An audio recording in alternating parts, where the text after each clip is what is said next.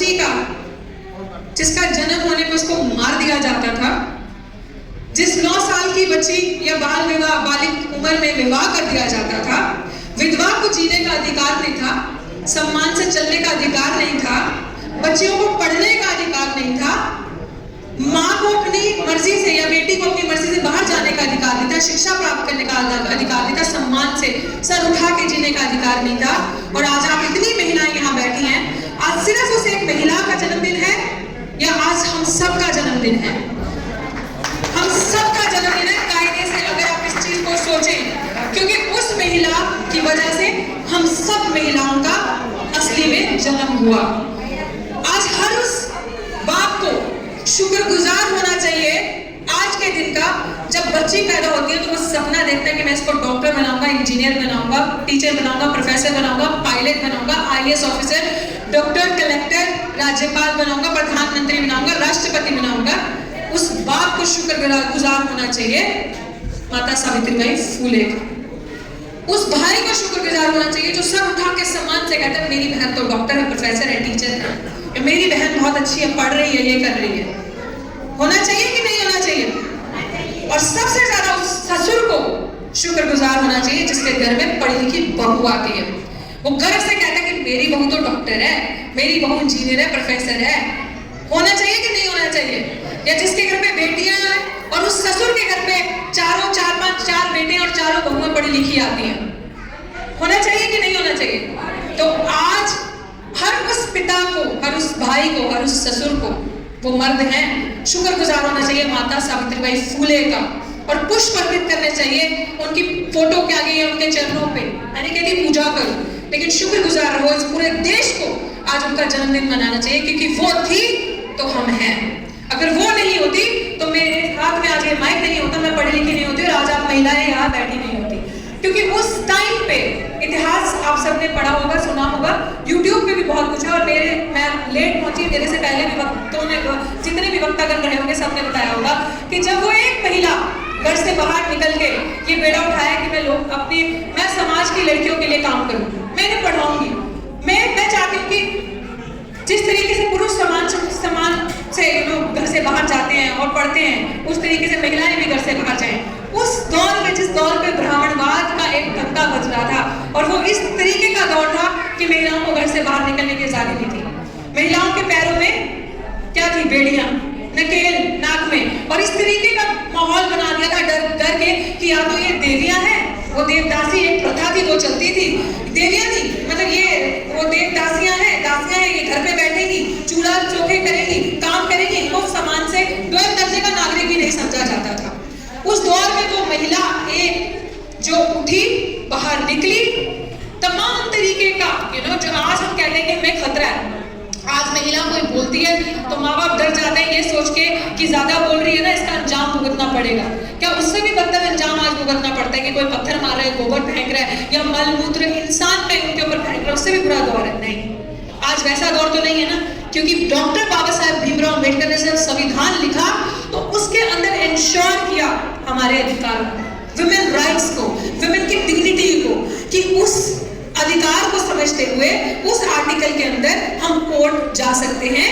जो भी हमारे साथ अपमान का व्यवहार करेगा या हमारे अधिकारों का, हितों का हनन करेगा, तो हम इनको घसीट के कोर्ट लेके जा सकते हैं। तो वो सारी चीजें जब उन्होंने सही, तो आज हम क्या कर रहे हैं? आप सब याद रखिए, बहुत अच्छे से साजिश की गई।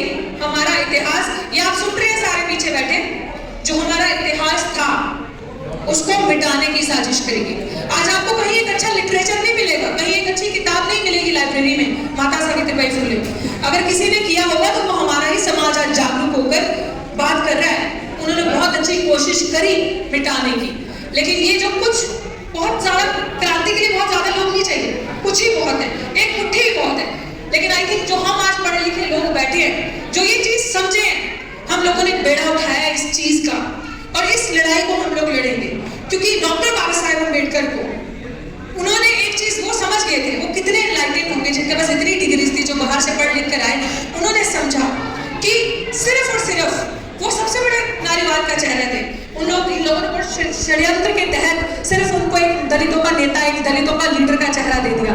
बट सबसे बड़ा अगर कोई नारीवाद का, फेमिनिज्म का कोई चेहरा रहा हो तो वो थे डॉक्टर भीमराव अम्बेडकर, जिन्होंने ये कहा कि माता जो है, माँ जो है वो बच्चे को जन्म तो देती है, कर्म नहीं देती। शिक्षा, उन्होंने ये भी कहा कि वो शेरनी का दूध है, आप सबने सुना होगा। तो वो उन्होंने हमेशा इंपॉर्टेंस दी विमेन की एजुकेशन को, औरत की एजुकेशन को इंपॉर्टेंस दी। उन्होंने कहा कि अगर बड़ी बड़ी सम्मेलन, बड़ी बड़ी मीटिंगें उन्होंने करी, बड़ी बड़ी एजुटेशंस उन्होंने करी, क्यों? कि उन्होंने एक ही चीज था कि औरतें जो समाज की हैं वो पढ़े। महिलाओं की शिक्षा की बात करी हमेशा, महिलाएं आगे आए, पढ़े, समानता से जिए। क्योंकि अगर एक महिला पढ़ती है, वो बार बार कहते थे, वो मैं ये क्यों बोल लूँ, क्योंकि महिला पढ़ेगी तो वो पूरे परिवार को पढ़ाएगी। पुरुष पढ़ेगा तो पढ़ गया, एक पढ़ा, मैं पुरुषों के खिलाफ नहीं, मैं बता रही हूँ कि अगर महिलाएं पढ़ेगी तो वो परिवार को पढ़ाएगी, आगे बढ़ाएगी। तो आप सोचिए, मैं हर बार ये चीजें बोलती हूँ, मेरी ये वीडियोस वायरल भी बहुत होती हैं, और मेरी महिलाओं से, मैं कोई भाषण नहीं देती, लेकिन मेरी महिलाओं की से एक चीज की रंजिश रहती है हमेशा। हम सारे कर्म करते हैं, कर्म कांड में फंस जाते हैं। हम अपने बच्चों को बोलते हैं उठ के, अभी भी कुछ करती हूँ कि पक्का डरती हूँ, मैं दावे के साथ कह सकती हूँ, पूजा करना, पाठ करना, मंदिर चले जाना, या सोमवार का व्रत रख लेना, जितने भी ड्रामे हैं, ढोंग है, जो एक मनुवादी विचारधारा ने रचे हुए वो हम करते हैं। लेकिन आप ये सोचो, मैं हर बार, शायद मैंने आखिरी लास्ट टाइम भी ये यहाँ कहा था कि हम देखते हैं कि कभी भी, मैं बार बार ये चीज कहती हूँ महिलाओं को जागरूक करने के लिए, कि आप कुकर्म करते हैं कि आपने कभी देखा कि किसी मंदिर में जाते हैं, या मंदिर की पुजारी, मुख्य पुजारी को महिला देखा है? देखा है? चर्च की पादरी को महिला देखा है? बोलो, देखा है? फिर आपने राज्यपाल देखा है, डीसी देखा है, कलेक्टर देखा है, आईएएस ऑफिसर देखा है, teacher, engineer, doctor, IPS officer देखा है, मंत्री देखे हैं, मुख्यमंत्री देखिए, देखिए भाई साहब, देखिए हैं? तो मायावती जी देखिए ना। तो फिर जो अधिकार धर्म हमें नहीं देता, वो अधिकार संविधान हमें देता, वो अधिकार शिक्षा हमें देता। ये सारी चीजें, कोई भी कर्म कांड करके आपको ये अधिकार नहीं मिलेगा, सिर्फ शिक्षा वो अधिकार आपको देगी। तो शिक्षा कि जिसने समझ लिया कि हमें शिक्षा सिर्फ ये नहीं है किताबी ज्ञान, नो, शिक्षा means enlightenment, awareness, education, modern trend के साथ चलना। आज जो हो रहा है, अगर हम ये सोचें कि रूढ़िवादी विचारधारा को जो हमारे महापुरुषों ने पीछे किया, लात मारी उन्होंने, और हम आज भी सोचें कि मैं घर से बाहर जाऊं और मेरी बीवी या मेरी बेटी घर में बैठ के खाना बनाए, ठीक है, म्यूचुअल करते हैं ना, तुम आटा गूंथो, मैं रोटी बनाती हूँ, तुम सब्जी काटो, मैं सब्जी को तड़का लगाती हूँ, हो जाएगा ना काम। तो तुम ही घर में बैठ के क्यों करो? सर उठा के सम्मान से चलो मेरे साथ। पुरुष ये ना कहे, महिला कहे कि तुम कहाँ जा रहे हो, मैं भी तुम्हारे साथ जाऊँ, ये हमारा अधिकार है। दिस इज आवर राइट, है कि नहीं है बच्चे? है ना? आपसे पूछ रही हूँ, है ना? अंडरस्टैंड करते हो ना? सो सबसे बड़ी हम सबकी जिम्मेदारी पड़ती है, संविधान हिंदी में भी है, अंग्रेजी में भी है ना? अगर किसी के पास नहीं हो हिंदी में तो मुझे बोलिएगा, मेरे पास उसका पीडीएफ भी है संविधान का, मेरा नंबर ले लीजिएगा, मैं आपको सेंड करूंगी। ये आप सबकी जिम्मेदारी पड़ती है संविधान को पढ़ने की। और ये इसलिए बोल रही हूँ क्योंकि हमारे बीच में बहुत बड़ा चेहरा सुप्रीम कोर्ट का एडवोकेट महमूद राजा जी बैठे, जिन्होंने हमेशा ये बात कही है कि हम सारी चीजें तो पढ़ते हैं, सब चीजों से जागरूक रहते हैं। मुझे तो नहीं लगता कि मेरी नजर में लोग उन्हें कहते होंगे कि मुसलमान चेहरा है, मुसलमानों के नेता है। मेरे लिए तो सबसे बड़े अम्बेडकराइट है। मेरी लड़ाई के बारे में आप सबको पता है ना? पता है ना? शायद अगर ये हस्ती यहाँ नहीं होती तो मैं भी यहाँ नहीं होती, मैं कहीं खो चुकी होती उस लड़ाई के अंदर और अकेली लड़ नहीं पाती। लेकिन he is the only person जिन्होंने ये चीज समझी और मुझे SC/ST एक्ट पढ़ने को कहा कि तुम लोगों को तो तुम्हारे अधिकार ही नहीं पता, इस चीज को पढ़ो, संविधान को पढ़ो, अपने अधिकारों को समझो कि हमारे पास कितनी ताकत है। हम अकेले नहीं, हम SC/ST OBC माइनॉरिटीज की बात करते हैं। मैं कि मेरी कास्ट सेंसस की बात करती हूँ तो सर कहते हैं अभी भी जरूरत है, 92.5% तो ऐसे ही हैं। अगर आप डेटा का एनालिसिस करो अच्छे से तो जरूरत नहीं है, बस एनलाइटनमेंट की, अवेयरनेस की, जागरूकता की जरूरत है। जिस दिन हमारे अंदर वो आ जाएगा, जिस दिन हम अपनी बच्चियों को ये कहेंगे ना कि आज संविधान का ये वाला पार्ट पढ़ते हैं, आज ये पढ़ते हैं, आज ये आर्टिकल पढ़ते हैं, आज 14-15 को समझते हैं, मुझे नहीं लगता कि हमें इससे ज्यादा और करने की जरूरत है। हम कोर्ट में भी जाके हम अपने साथ अत्याचार भी नहीं होने देंगे, क्योंकि पुलिस वाले सर अधिकतर ये चीज कहते हैं कि जो भी सिविल सर्विस, ये सर्विस का मतलब सरकारी नौकर ना, गलत हूँ क्या मैं? सरकारी नौकर ना, तो वो नौकर ही हुए ना हमारे, है ना? Public servant, sorry sir, public servant का मतलब क्या हुआ? हाँ, जो पब्लिक आप है उसकी सर्विस के लिए। एक नेता क्या करके बैठता है ऊपर? किस लिए आप वोट देते हो? इसलिए कि उसको अच्छी गाड़ी मिले, बंगला मिले, गाड़ी घोड़ा और मकान मिले, इसलिए कि वो ऐश करे।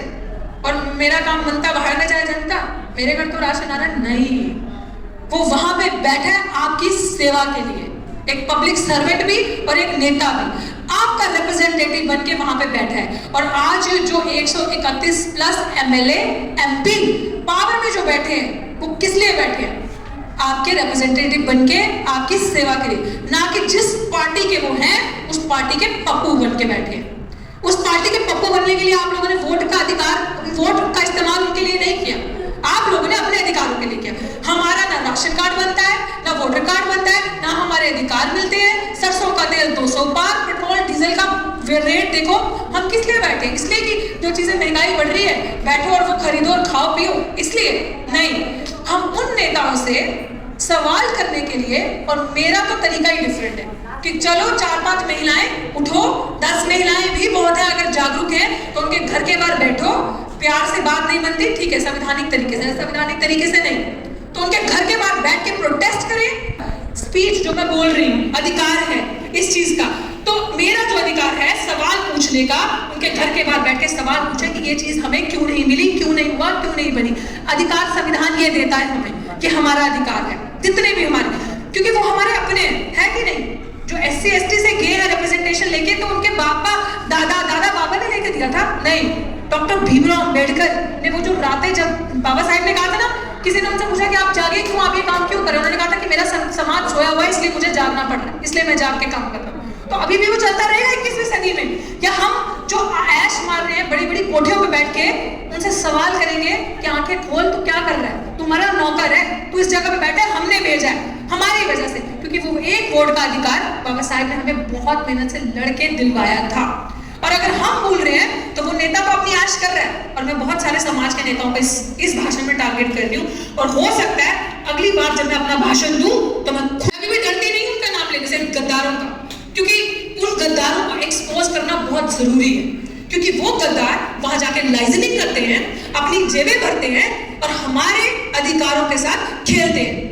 हमारा SC ST एक्ट उनकी आंखों के सामने डिल्यूट होता है, हमारे बच्चों के अधिकारों का उनके सामने हनन होता है। हमें हमारे दिल्ली यूनिवर्सिटी में, जैसे सर ने कहा, बैकलॉग की लड़ाई खत्म करूंगी, मैं ज्यादा टाइम नहीं लूंगी। दिल्ली यूनिवर्सिटी में 2700 तो एक मोटा मोटा आंकड़ा है टीचिंग और नॉन टीचिंग का। पता नहीं कितनी ऐसी वैकेंसीज है जिसमें SC ST के बच्चे जब जाते हैं, और इसमें शायद प्राचा सर आपको एग्जैक्ट बता पाएंगे, ये लोग साजिश के तहत हम लोगों को NFS कर देते हैं जब हम इंटरव्यू देने जाते हैं। NFS माने नॉट फाउंड सूटेबल। अब वो लोग हमें बताएंगे जिन्होंने 3000 सालों से आरक्षण लिया है कि हम सूटेबल नहीं है इस पोस्ट पे पढ़ाने के लिए, वो लोग हमें नॉट फाउंड सूटेबल करेंगे। और वो जो पोस्ट वैकेंट होती है नॉट फाउंड सूटेबल करके, वो पोस्ट खाली होती है और उसमें किसी जनरल कैटेगरी के बंदे को या बंदी को रख दिया जाता है, क्योंकि वो फाउंड सूटेबल है, वो पढ़ा सकती है, हम नहीं पढ़ा सकते वहां पे, और उस पे उनको परमानेंट भी कर दिया जाता है। और सोचिए, बजाइए तालियां इस बात पे, बजाओ। अब वो तालियां इसलिए हैं कि हम कहाँ हैं। हमने सोचा कि हमारे बच्चे जो आज डिग्रीज लेके, नेट की डिग्री लेके बैठे हैं, नेट UGC नेट क्वालिफाई करके बैठे हैं, वो पोस्ट पे जो हमारा हक छीन के वो लोग बैठे हैं साजिश के तहत, वो हमारी है। हमने सोचा ही नहीं, हम लड़े ही नहीं। मैं सच कह रही हूँ, अगर आप जागरूक होते हैं और इस बैकलॉग की सिंपल लड़ाई को अगर आप लड़ते हैं कि वो हमारी सीट है, हमारा अधिकार है, तो आपको गांव-गांव से अपना बच्चा ढूंढ के लाना पड़ेगा, उसको यहाँ लाना पड़ेगा और इनको बोलना पड़ेगा ये नौकरी हमारी है, हमें ये नौकरी दो। छीननी पड़ेगी, मांगनी नहीं पड़ेगी, छीननी पड़ेगी। और कितनी तनख्वाह है एक असिस्टेंट प्रोफेसर की? 1 लाख प्लस। वो हमारी है, वो नौकरी हमारी है। बैकलॉग की लड़ाई एक ऐसी लड़ाई है, बैकलॉग का मतलब आप समझे कि वो सीट जो है जिसमें हमें नॉट फाउंड सूटेबल करके निकाल दिया, और हमारी सीट पे 4 कमेटी मेंबर्स बैठे, और इसमें बोंदू सा SC ST का हमारा ऑब्जर्वर बिठा दिया, जो बिक गया, जिसने बेच दिया सब कुछ अपने लालच में, क्योंकि उसको अपना जीजा लगाना है, अपनी भांजी लगानी है, या अपनी अभी बेटी का फ्यूचर देख रहा है। एक बच्चे के पीछे इतने सारे बच्चों के फ्यूचर से वो खिलवाड़ कर गया। ऐसे दलालों को एक्सपोज करना बहुत जरूरी है, क्योंकि मेरे साथ भी जो साजिश हुई थी दिल्ली विश्वविद्यालय में, वो भी दिल्ली विश्वविद्यालय के प्रोफेसर जो हैं, उन्होंने ही, हमारे SC समाज के प्रोफेसर ने दलाली करी थी। मेरा भी जो गला घोटने की कोशिश करती उसने करी थी। वक्त आने में नाम भी एक्सपोज करूंगी, तथ्य भी मेरे पास पूरे भरपूर मौजूद है इस तरीके से ये दलाल काम करते हैं, क्योंकि आप अधिकार से, हक से पढ़ लिख कर आवाज उठाते हो और इस तरीके से ये दलाल आकर लाइजनिंग करके आपका गला घोटते हैं। अब जिम्मेदारी आपकी है। अगर इस पे मेरे साथ कोई विचार विमर्श करना चाहता है अपने अधिकारों की लड़ाई के लिए, मेरा नंबर ले लीजिए। प्राचा साहब ने हमें ऑफिस दिया हुआ है, हम वहाँ बैठते हैं निजामुद्दीन में। आप कभी भी चर्चा करने के लिए हमारे साथ वहाँ पे आ सकते हो। हम एक रणनीति सर, गौतम सर, अभी अपने जो भी कैडर है उनको करिए, हम इस चीज पर चर्चा कर सकते हैं, विचार विमर्श कर सकते हैं, अपनी वो सीटें वापस ला सकते हैं। किसी को भी किसी तरीके की अगर कोई इस पर गाइडेंस चाहिए, हम बैठ के बात कर सकते हैं। और ये लड़ाई मुझे लगता है हम बहुत ही अच्छे तरीके से लड़ सकते हैं। 2700 भी मोटा मोटा आंकड़ा है, बहुत मोटा मोटा, जो पता नहीं कितने हो सकता है 10,000, 2700 तो मुझे पता है जो मोटा मोटा है, और वो सीटें हम वापस ला सकते हैं और ये लड़ाई को हम लड़ सकते हैं बहुत अच्छे तरीके से। और इसी के साथ मैं ज्यादा वक्त नहीं लूंगी, क्योंकि मैं चाहती हूँ कि मैं प्राचा साहब को सुनूं और आप सब भी उन्हें सुने। और मेरी भी लड़ाई बहुत अच्छे तरीके से चल रही है, और जैसे ही उसका कोई नतीजा आएगा मैं आप सबके साथ शेयर करूंगी उस चीज को। और महिलाओं का बहुत बहुत शुक्रिया, आप आगे निकल कर आई। बस एक ही चीज कहूंगी कि जब हम हार नहीं मानते और डट के लड़ते हैं, रास्ते अपने आप बनते हैं। सर झुकाना नहीं है कभी भी किसी के आगे।